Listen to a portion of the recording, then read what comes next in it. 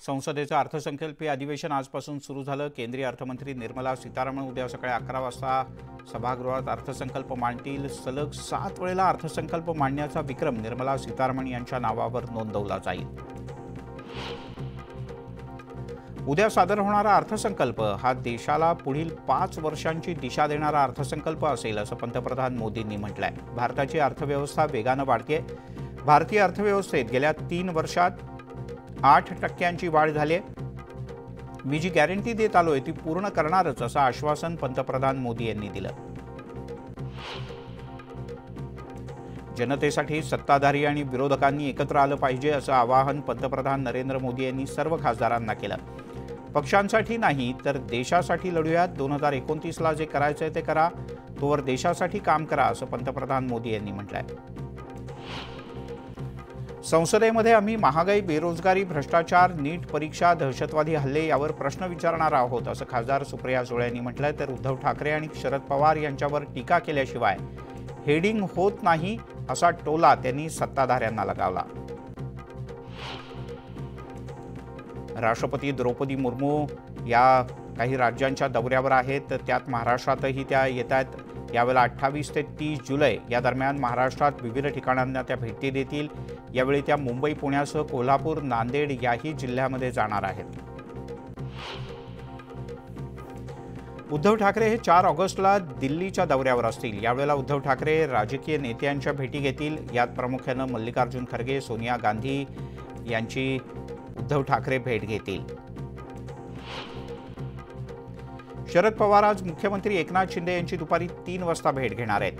विविध प्रश्नांवर यावेळेला चर्चा करण्यात येईल। शरद पवार यांनी औपचारिकपणे मुख्यमंत्री एकनाथ शिंदे यांच्याकडे भेटीची वेळ मागितली आणि यात अनेकविध मुद्दे चर्चेसाठी असल्याचं शरद पवार यांनी म्हटलं आहे।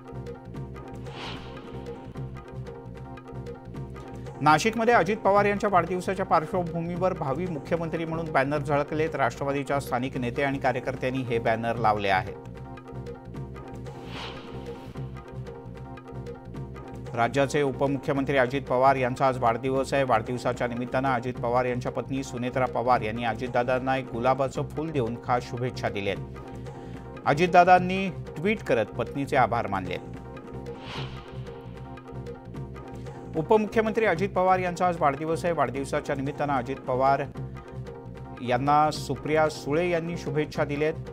उत्तम आरोग्य आणि दीर्घायुष्य लाभो अशा सदिच्छा सुप्रिया सुळे यांनी ट्विटरवरून दिल्या आहेत। उपमुख्यमंत्री अजित पवार यांनी आपल्या जन्मदिनी सुरुवात केली ती रांजणगावच्या महागणपतीच्या दर्शनानं। यानंतर ते अहिल्यानगरच्या दौऱ्यासाठी रवाना झाले।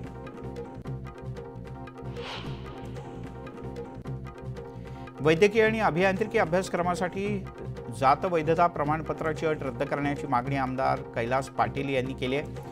सरकारी योजनांचं काम युद्धपातळीवर सुरू असल्यानं अधिकारी व्यस्त असतानाच विद्यार्थी प्रमाणपत्रासाठी प्रशासनाकडे खेटे मारतायत। त्यामुळे प्रमाणपत्र सादर करण्याची अट रद्द करावी आणि विद्यार्थ्यांना दिलासा द्यावा अशी मागणी कैलास पाटील यांनी केली आहे। मराठा आंदोलनकर्ते मनोज जरांगे यांनी आरक्षणाच्या मुद्द्यावरून सरकारवर हल्ला चढवला। सरकारला सध्या मराठ्यांची गरज नाही, त्यामुळे ते आमच्याशी संपर्कात नाहीत असं त्यांनी म्हटलंय। ते फक्त भुजबळांशी संपर्क साधतात असा हल्ला जरांगे यांनी चढवला।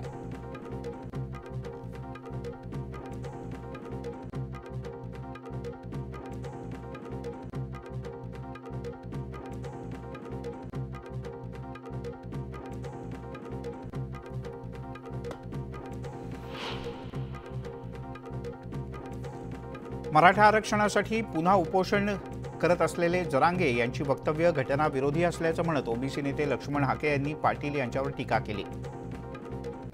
मराठ्यांना ओबीसीतूनच आरक्षण हवंय, त्यामुळे आजपासून ओबीसींची ओबीसी बचाव जन आक्रोश यात्रा निघते आहे असंही त्यांनी म्हटलं।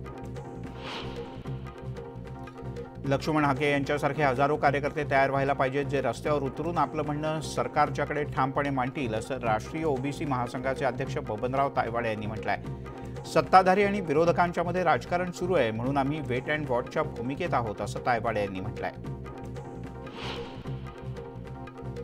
अक्कलकोटमध्ये श्री स्वामी समर्थ अन्नछत्र मंडळाच्या नव्या महाप्रसाद गृहाचं भूमिपूजन करण्यात आलं। यावेळेला उपमुख्यमंत्री देवेंद्र फडणवीस उपस्थित होते।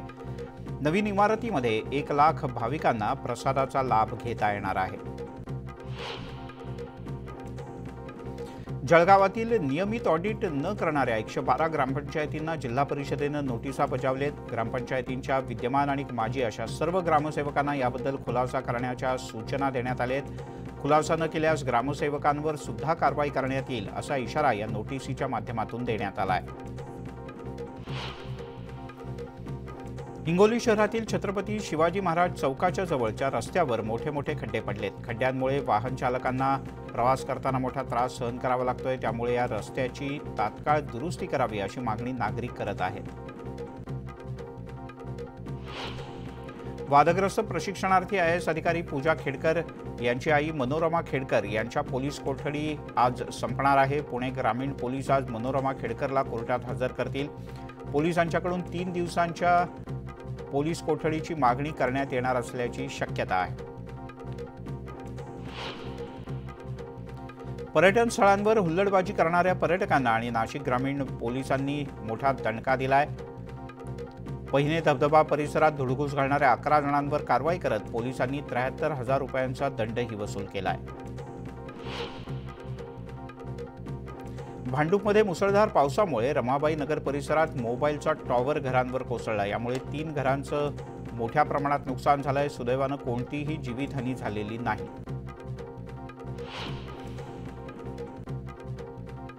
दापोलीमध्ये पावसानं रात्रभर उसंत घेतली होती।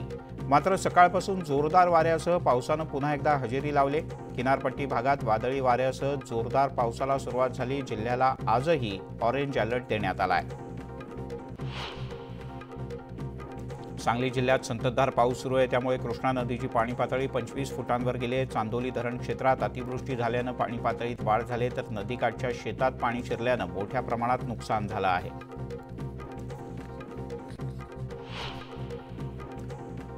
यवतमाळ जिल्ह्यामध्ये मुसळधार पावसामुळे दारव्हा तालुक्यातील मोजरा इजारा इथे नाल्याला मोठा पूर आलाय। यामुळे एका बाजूनं नाला फुटला, नाल्याचं सगळं पाणी गावात आणि शेतात शिरलंय। पाण्याचा वेग खूप जास्त असल्यानं कापूस, सोयाबीन ही पिकं खरडून गेलेत।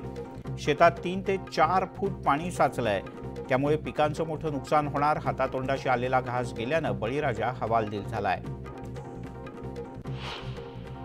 गडचिरोली जिल्ह्यात महाराष्ट्र आणि तेलंगणाच्या सीमेवरील गोदावरी नदीवर उभारण्यात आलेल्या मेडिकट्टा कालेश्वर या धरणाचे सर्व 85 दरवाजे उघडण्यात आले आहेत। या धरणातून सध्या 8,19,000 क्युसेक्स या वेगानं पाण्याचा विसर्ग सुरू आहे। त्यामुळे गोदा काठावरील गावांना सतर्कतेचा इशारा देण्यात आलाय। गडचिरोली जिल्ह्यात मुसळधार पाऊस सुरू आहे। गोसेखुर्द धरणातून सोडण्यात येणाऱ्या पावसामुळे पाल नदीला पूर येऊन गडचिरोलीचा नागपूर आणि चंद्रपूरशी संपर्क तुटलाय।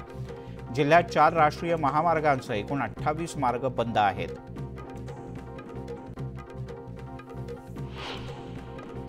आणि आता अन्य काही बातम्या। जम्मू काश्मीरच्या राजौरी सेक्टरमध्ये आर्मी कॅम्पवर दहशतवाद्यांनी हल्ला केला। यावेळेला भारतीय जवानांनी दहशतवाद्यांना चोख उत्तर दिलं। यात एक भारतीय जवान जखमी झाल्याची माहिती आहे। जो बायडन यांनी अमेरिकेच्या अध्यक्षीय निवडणुकीतून माघार घेतल्यानंतर संमिश्र प्रतिक्रिया समोर येत आहेत। बायडन लवकरच आपल्या निर्णयाबद्दल राष्ट्राला संबोधित करतील। काहींना हा निर्णय आश्चर्यकारक वाटतो, तर काहींना हा निर्णय योग्य वाटतो, तर काहींनी आता निवडणूक आणखीन रंगतदार होईल अशी प्रतिक्रिया दिली आहे। 26 जुलैपासून सुरू होणाऱ्या ऑलिम्पिकच्या खेळांसाठी पॅरिसमधल्या तयारीला आता वेग आलाय। पॅरिसमधल्या रस्त्यांवर ऑलिम्पिकसाठीची सजावट दिसून येते। ऑलिम्पिक थीम असलेली विविध उत्पादनं यांना मोठी मागणी आहे। 2024च्या ऑलिम्पिकसाठी खास बाईक लेन तयार करण्यात आली आहे। रविवारी गाझापट्टीत रात्रभर झालेल्या इस्रायली हल्ल्यांमध्ये महिला आणि मुलांसह किमान 15 जण ठार झालेत। मध्य गाझामधल्या बुरेईज या निर्वासित शिबिरात हा हल्ला झाला। यात 2 मुलं आणि 2 महिलांपैकी